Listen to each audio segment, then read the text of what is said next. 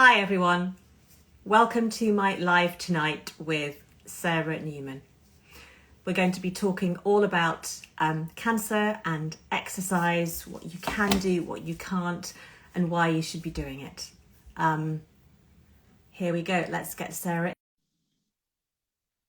Accept. There we go. Hi Sarah. Hello, how are you? I'm good. Thank you so much for joining me this evening. We've had so many questions, haven't we? I know, and such a massive topic to cover, but I hope to be able to answer as many of them as we can. Yeah, we've got a long list that we're going to get through, but it may be that we need to do this every couple of months just to help. Do you want to start, Sarah, by telling us a bit about who you are and what you do and why you're the right person to tell us all about exercise and cancer? Of course. Well, I had my own cancer in 2018. I had cervical cancer in pregnancy, and it was a pretty traumatic time emotionally and physically. I had some quite brutal treatment over a short period of time, and it left me quite physically empty, pretty much. And I was quite a big exerciser before, and exercise then became part of my recovery. It was a huge part of my mental and physical recovery. And I joined an exercise class when I was feeling able enough and realized that there just was nothing to support people like me. I didn't know what was safe, what wasn't. It also wasn't the right environment for someone who'd just been through such a trauma. And so I started looking into it, and it was something that I really wanted to pursue. And so I completely changed my career. I used to work in PR, sat at a desk, and trained during my time off to become Mm-hmm. a personal trainer. And then went on through that year whilst I was working to qualify as a cancer and exercise specialist. And I've since done a breast cancer rehab course as well, because it's such a complex cancer and Yeah. area, and one that I work in quite a lot. So I built my business to get me back, because that's really what exercise did for me. It was my control when everything in my life was so out of control, and it helped me feel like me again. And it was the one thing that I could do that was going to make me feel better and give me a better quality of life, and still does, really. So now I work face to face and virtually with clients across the UK. Actually, I've taken on a client in Spain in the last couple of weeks, to support them before their cancer, before their treatment. So Yeah. as prehab, during their treatment, I've got ladies going through chemotherapy who I'm working with, and then after their treatment to help rehabilitate them if they've had kind of major surgery or just have become quite deconditioned as a result of their cancer treatment. That's So an that's what incredible I do. story. It really is. And I guess I can see my own story in it as well. I wasn't told to exercise during treatment. I'd got really fit and thought I didn't want to lose it. And it gives that sense of control.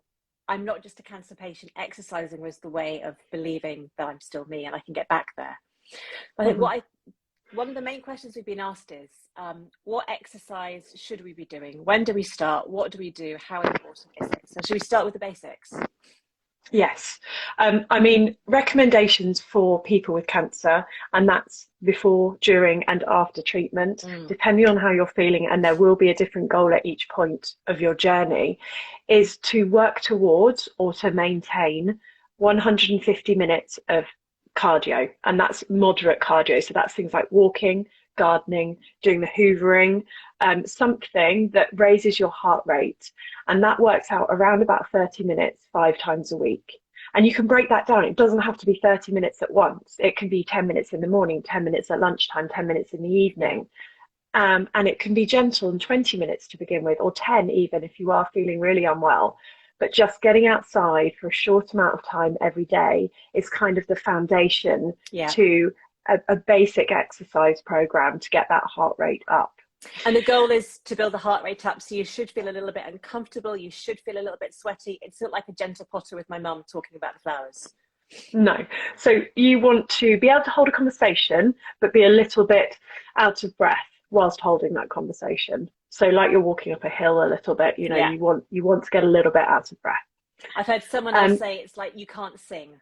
I can talk, but I yeah, can't that's sing. a really I'm good that out way. of breath. Brilliant. So we've got Yeah, 30 minutes of cardio 5 times a week, or just doing a little bit yeah, every day. But it's not just Yeah. that, is it? No, it is. I must just say before that, if you do more intense exercise, you can do fewer minutes, and that's kind of the minimum recommendation.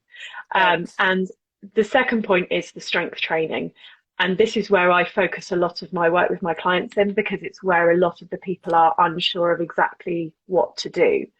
And it can be so simple as sitting in a chair with a resistance band, or it can be lifting weights if that's what you did before cancer. Um, but it is something you progressively increase, and it's something that is really, really important to help with your joints, with your bones, and to help with just general lifestyle and quality of life. It will really, really help you walk faster, as you do your 20-minute exercise, or you run faster if you've got that far. Because, we're going to have people at all different levels listening here. And I'm not just saying, sit in a chair and do exercise, because there will be people who are much more advanced than that. But that still means that kind of that's your baseline, and your objective of kind of during treatment is to maintain as much muscle mass as you Yeah. had before treatment.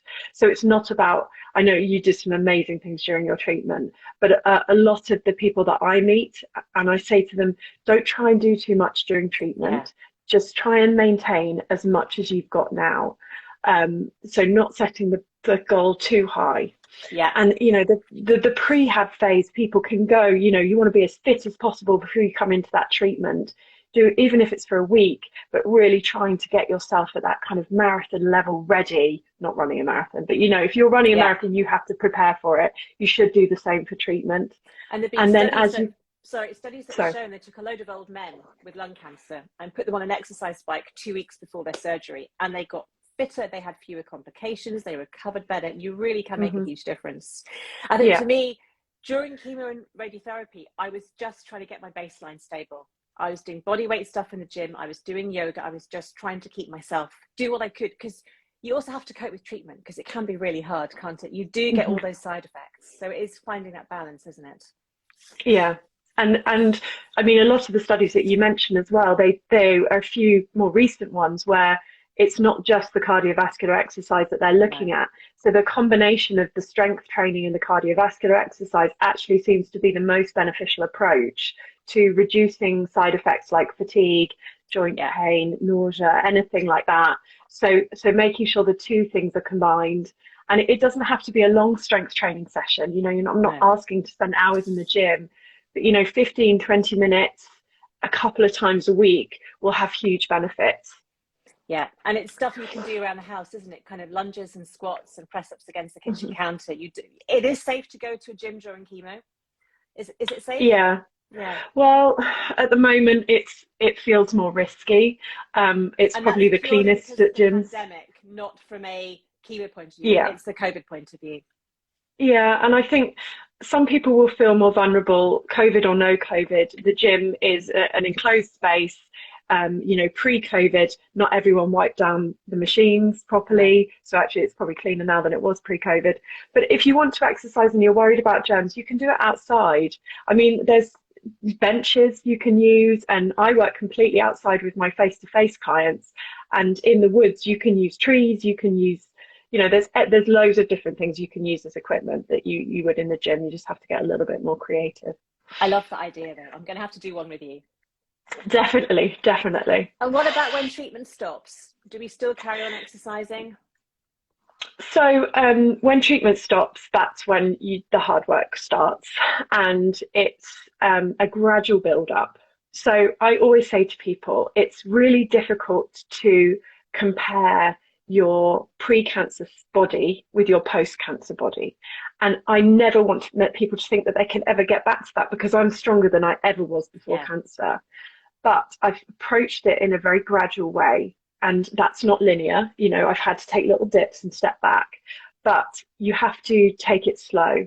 The weight has to increase slowly. The exercises, you have to kind of give a test, see if the body likes them. Make sure that you're reprogramming that kind of brain to muscle conversation, and make sure that you're getting much more in touch with your body, because when you have such trauma to areas, particularly surgery, that connection between the brain and the muscle that you want to work can get disconnected, and therefore your movement patterns can change. So Yeah. it's really important that you kind of retrain the way that you move to make sure that you're effectively building up that strength and you don't get injured. And that's something I really struggled with. I did triathlons before and I thought, I'm going to go back, I'm going to be fitter than ever. And it's like, no, you're just doing it. Just reset. It's really hard to change your mindset, isn't it? It is, and I can relate to that a lot. And I think, resetting a goal that you might have had pre-cancer to something that doesn't feel quite as I don't know, quite as, high, but you've got to remember the reasons that you're doing it, and they're different now to what they were pre-cancer. Yeah. And I mean, somebody asked actually about what exercise that they can do to prevent their cancer returning. I was about to ask that. Yeah. Well, there aren't any particular exercises, just exercise in general. The studies have shown that it can massively benefit the rate of recurrence. Although obviously nothing is guaranteed, but exercise as part of your routine post-cancer can really help contribute to looking after yourself, along with sleep, good diet, plenty of water. All of those things will contribute to a hopefully better outcome. And a lot of people ask, how does exercise stop the risk of recurrence? But we haven't had those in-depth microscopic trials. It's just been on women who have exercised who've had a better benefit. So we don't really yet understand the science of it yet, do we? No, I'm not entirely sure of the benefits. I think generally, in terms of benefits to people and exercise in the general population, we know that it's obviously great on the heart, it's good for the bones. So, generally your body is functioning more effectively. So exactly. We just know it works. Mm-hmm. So let's do exercise. When do they start and what do they do? Okay, so for most people, and I'm talking general population here, so everything that we're talking about today, I haven't obviously known anyone else's medical history, so I'm kind of trying to talk generally about the data that is available to us. For most people, it is safe to exercise before, during, and after treatment. There are people who've had surgery who need to wait for the go-ahead from their team. So I work with a lot of people with breast cancer. If they've had any surgery, mastectomy, lumpectomies, we need to wait for their surgical sign-off, and that tends to be around 6 to 8 weeks. Well, actually, I used to say it was a bit earlier. There's been no research done to show when it's safe to exercise after an operation. That trial hasn't been done. And I think a lot of surgeons they don't exercise themselves, and they are terrified of something happening. But now I think actually when you get your results at that 2-week mark, it's all about the skin healing. If the skin has healed, there's no infection, then I think you're safe to start exercising. If you've had a reconstruction or an implant, then I would wait a little bit longer. But I was told after my implant, don't jog for 3 months because the implant might end up sitting around your collarbone with the movement. But actually, in a very, very tight sports bra, it's not going anywhere. And that frustration of being told don't exercise for 3 months, when I thought, well, the scar's healed. So I think actually you can do it sooner because your surgeon won't have any evidence. They are going on what they think is common sense. So it's kind of listening to your body as long as everything is healed. Yeah, I think you're right. I think it's a lot to do with the scar healing, the friction. It's the same with radiotherapy. When you're having a radiotherapy and your arm's moving a lot, it's more sore than anything. Yeah. But I mean, as you like walking 20 minutes a day, I think you can do pretty early on post-surgery. And even with your drinks in a bag around the garden or around the house, you can do it if you have time. Yeah. Exactly. And that just in itself is good for your mental health as much as it is for your physical health. So starting with that 20-minute walk a day, if you're already more advanced than that, taking it a bit longer, but making sure that you're getting that time outside, you're getting that cardiovascular exercise. And as your energy starts to rise, you can start to introduce this resistance training. So particularly if you've had surgery, they need to be light resistance exercises. So when we talk about resistance, it's similar to strength training using slightly different equipment. So weight training would be more with dumbbells, barbells, things like that. Resistance training, we're using more kind of cable type products like resistance bands and things like that. So you can break that resistance training down into bite-sized pieces, as you said, making a cup of tea, doing some lunges, doing some squats, or getting out of a chair is a nice way just to start for some leg strength. It's all about the glutes, isn't it? Oh, I'm so glad you said that, Liz. seriously, I was a cyclist and a runner, and I went to see a physio because I was having some knee pain. She said, your bum doesn't work. You do not Yeah. switch your bum on. You spent your life standing up and sitting down, and it was all about the lunges and the squats. I didn't know how to run. I was running, dragging my ankles. It's all about the bum. Why is the bum so important? Well, I think it is the basis of everything, and my clients will probably agree with me because their bottoms are very nice and pert. But basically, it is. I think it's a good foundation for the core. It's a good foundation for any kind of leg movement. If you think about the two muscles working in groups, so you've got one at the front, one at the back. From the upper part, you've got your chest, you've got pectoral muscles here, you've got your back muscles here. If one of them's too tight, the other one's too lengthened. The lengthened muscle needs tightening and the tight muscle needs stretching. So that's how I work a lot with particularly my shoulder mobility exercises, is that I'm opening up those muscles that are much shorter and I'm strengthening the muscles that need lengthening. And that's the same with the glutes. If your hip flexors are really tight because you sit down a lot, then your glutes are going to be really stretched and quite lazy. And so you need to tighten them up and work them and activate them. They become quite a common muscle that becomes deactivated in that kind of pathway that I talked about. And they're also a great muscle just to help you in terms of lifting, standing up out of a chair, you know, activities that you're doing every single day. And once they start working, wow, my life has changed forever. I suddenly realized that my back problems all stemmed from the fact that my glutes were so weak. My core is stronger. Everything is stronger because my pathways are working more effectively. And the glute is a big muscle, multiple different muscles, but it is a massive muscle. So here's a question. How do we wake our glutes up? Is there something simple like a glute bridge you could go through where you know what it feels like to use the glutes? So you can then think, when I'm walking, that's what it feels like. Yeah, so you can sit in your chair and squeeze them now, really, to be honest. Yeah. So bum squeezes in the chair. I quite like standing and holding onto something and just leaning forward a little bit and just raising and lowering one straight leg behind to activate it. So sometimes I do that before I go running because it's a really good muscle to make sure it's working when you're stepping a lot or walking or running and things like that. It's not kicking your leg back a lot, is it? Because then you'll bring it back in. It's just about 10-15 centimeters of just... Exactly, just a raise. I would demo now, but in darkness behind me. Later. Yes, we will. So raising that leg until you feel your bottom muscles start to work, and then lowering back down, and then raising again. That's a great thing to do, really, just to start strengthening it. And I'm finding a lot of people who've been sitting down a lot more when they've been going through their treatment, their glutes do become quite lazy. So that's one of the key muscle groups that I start working with. Yeah, squeeze the glutes. So one of the things people asked is, what do you need to be aware of when you're starting exercise after surgery, after chemotherapy? And it's really hard to give, we're not giving individual advice, this is very, very general, but what are the key pointers that you do need to take into account?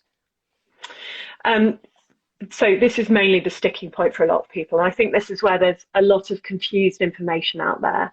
And massively conflicting advice. So I think if you're unsure, the best person to speak to is a cancer and exercise specialist. We have got that kind of information and we will be able to guide you. So how do we find you?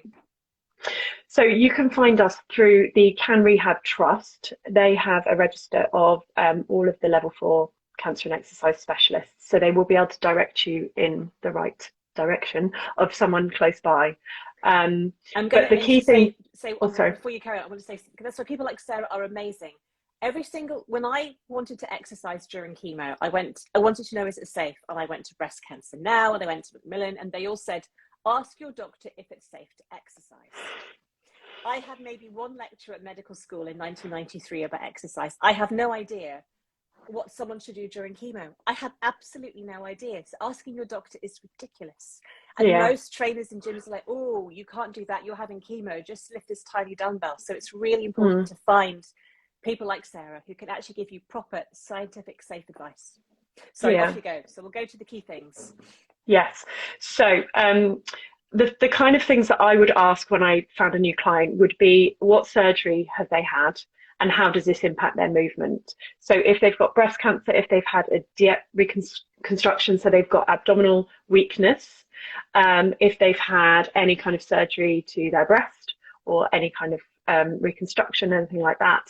And that would affect their movement. So something like getting their arms above their head, I need to be more aware of that to make sure that they're doing the exercises correctly, and I can help rebuild their mobility. The second thing would be around lymph nodes. So if they've had any removed from under their arm or full clearance, or they've had radiotherapy to their lymph nodes, because this obviously then impacts the drainage, the lymphatic system, and it can put it under a greater amount of pressure during certain exercises. So things to avoid and progress slowly are things like a static hold. So that's holding a lot of weight in one position for a long time, something like the plank, which I'm not saying you can't do, but I wouldn't do quickly. It's something that you need to progress slowly towards. And so if you go back to the plank challenge, so the Macmillan have got a plank challenge to plank every day through March, which a lot of you might want to do, but should we start, say, like 10 seconds instead of a minute and just build up slowly instead of trying to hold it for as long as we can? I think there are lots of other exercises that you can do to support your rebuilding your abdominal strength.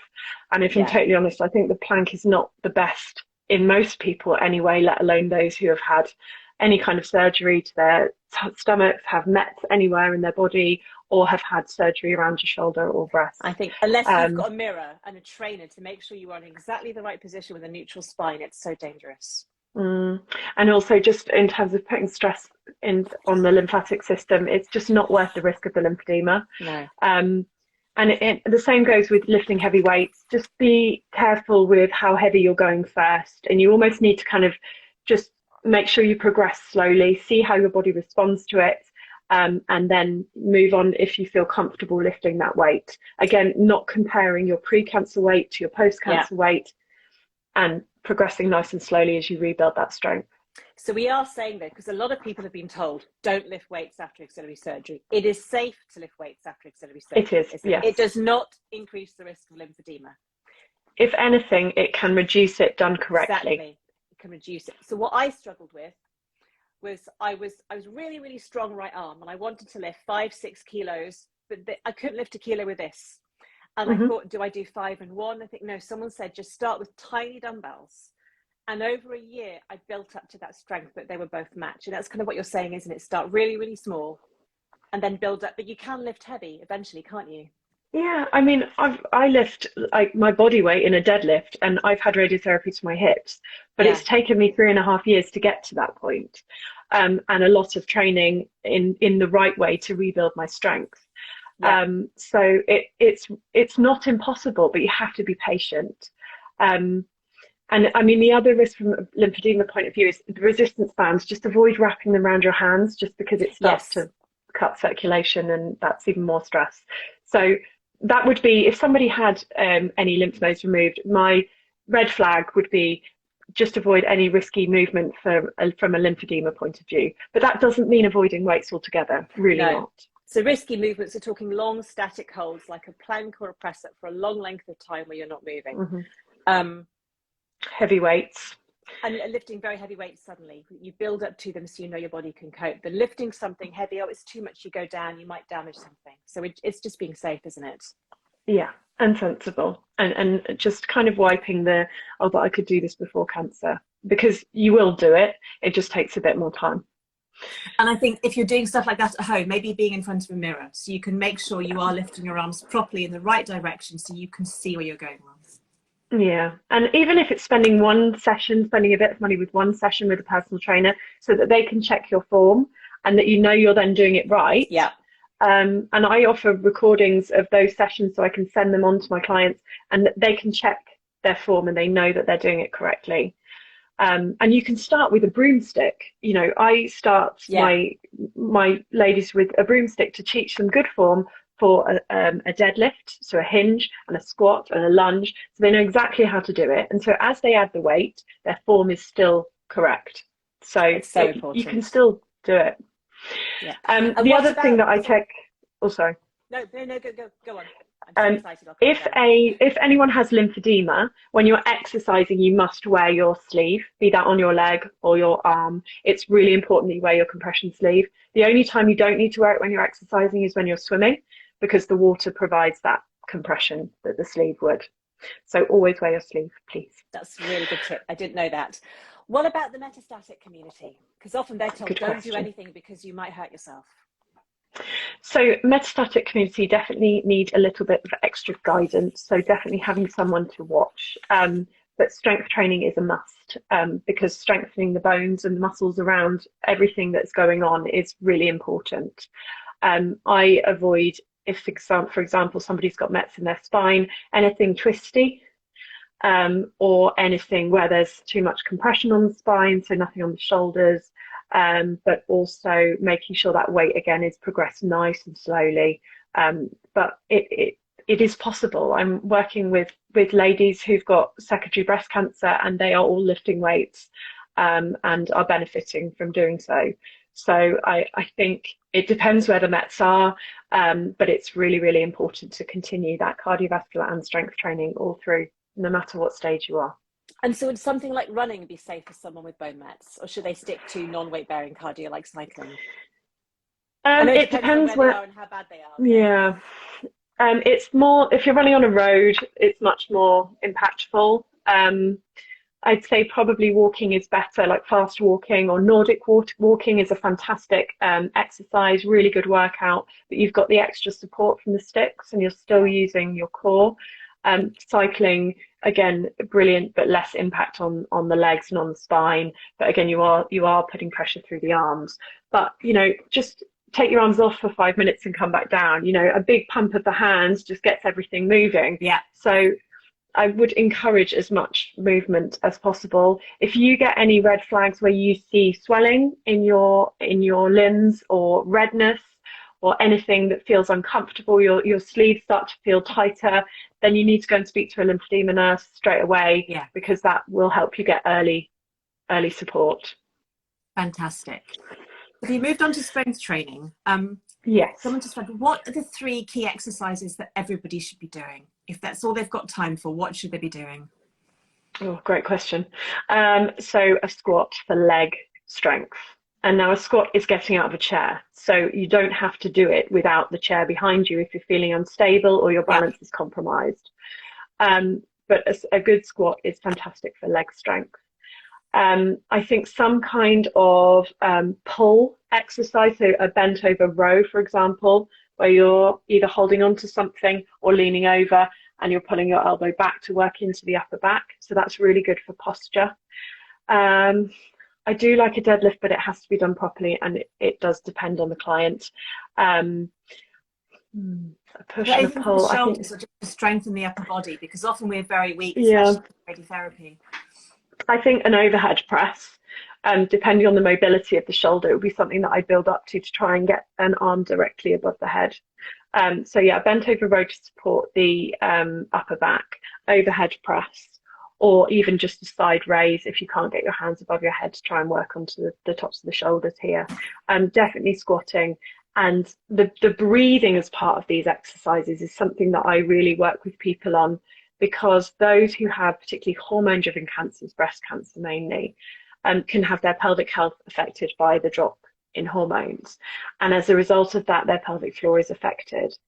So getting your breathing right during these exercises will help engage your pelvic floor at the right point, which in turn will support your core muscles in your tummy to engage at the right effort point of that exercise.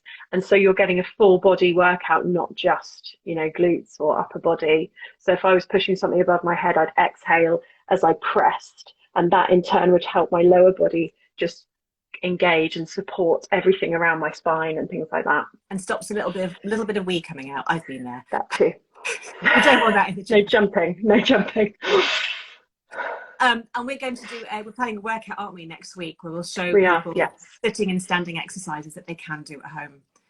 Yeah, with really simple equipment. I mean, lockdown has taught us all to work with some crazy things like pairs of tights and broomsticks and coffee tables and everything like that. So it's all possible at home.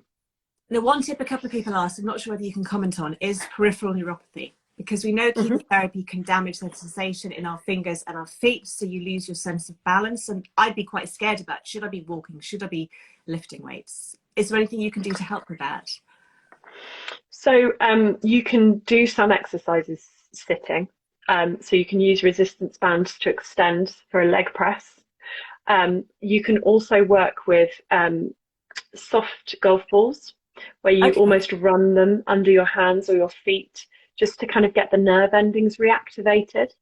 And you can use towels with your toes just to grab and move your feet to try and get everything just reconnecting and those nerve endings just almost reactivating slightly. Um, I think I think it's also worth exploring things like acupuncture and alternative Oh, therapies really? like that, because I think that might help just re-stimulate some of those nerve endings. Um, but it's worth speaking to the oncology team as well, because they might have some other holistic services that could help with the peripheral neuropathy. But their exercise has been shown to help it. So I think, it's keep it going, keep up the strength, and even if you have to do it in a chair, that's going to keep your leg strength going. And then as you start to get feeling back, hopefully, then it does become a lot easier to start moving. The balance is there, and you can always have a chair to hold on to if you're feeling a little bit unstable, but just keeping up as much as you can. It is boring, but the message is you do need to do the exercise. It's just Oh yeah. so many benefits. And I swear Mm, my treatment was much easier to cope with because I did it. It did. And for me, when I exercise, I'm just Liz. I'm not a yeah, cancer patient anymore. I'm just me doing something for me. And I think I found that really, really helpful. yeah. We've had so It's many some, questions. We're probably going to have to come back and do another couple of these. But before we go, I want to say, how can we find out more about you, and how can people get more information to start exercising if they don't know where to start? so I am on Instagram, obviously, and Facebook on Get Me Back UK. I also have a website which is www.getmeback.uk. And I am a Can Rehab trained instructor, and we mentioned Can Rehab Trust. So they have a registry of professionals. They're also running a trial at the moment where they're offering exercise and lifestyle advice to people who've been diagnosed with cancer. And you can self-refer yourself through the Can Rehab Trust website. It's free at the moment, so they are still recruiting patients if you want to get involved, and you get a virtual PT like myself to support you through 6 months worth of exercise. Brilliant. Um, Move Against Cancer is another great charity supporting movement, and for younger people there is Trek Stock. They offer a recovery program, lots of different cancer recovery programs, and they're great support as well. I also work with the charity Future Dreams. They're a breast cancer charity based in London, and they run virtual and in-house yoga, and I run their fitness classes, their strength classes every week. So if you're nearby in King's Cross or you want to join virtually, there are options there. So the exercise is out there. Unfortunately, it's not available, and I do agree with the comments that it should be totally part of cancer care. And the guidance You've needs to heard be of clearer. the Safe Fit trial. Yeah, I was part of the beginning of the Safe Fit trial, and it's still going. So it is something that is hopefully going to change the way that cancer services are, or cancer exercise services are delivered. I think you can Um, put yourself on the waiting list for that. They were giving structured exercise program for patients. We are getting there. The revolution is slowly coming. And I think the more yeah, you guys ask your doctors about exercise, the more the doctors will realize they need to be telling us about it.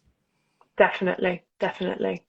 And I think maybe we need to do some education for some healthcare professionals, Liz. I think that would help as well. Is just directing people in the right way so that they can get the help that they need. Yeah, no, that's fantastic. Well, thank you so much, Sarah, for talking. The Oh, video will you're be so up on our welcome. Instagrams after this evening, and we'll do another one shortly with all your questions. Keep sending them in, and have a great evening, guys. Thank you very much. Nice to see Bye. everyone. Thank you. Bye.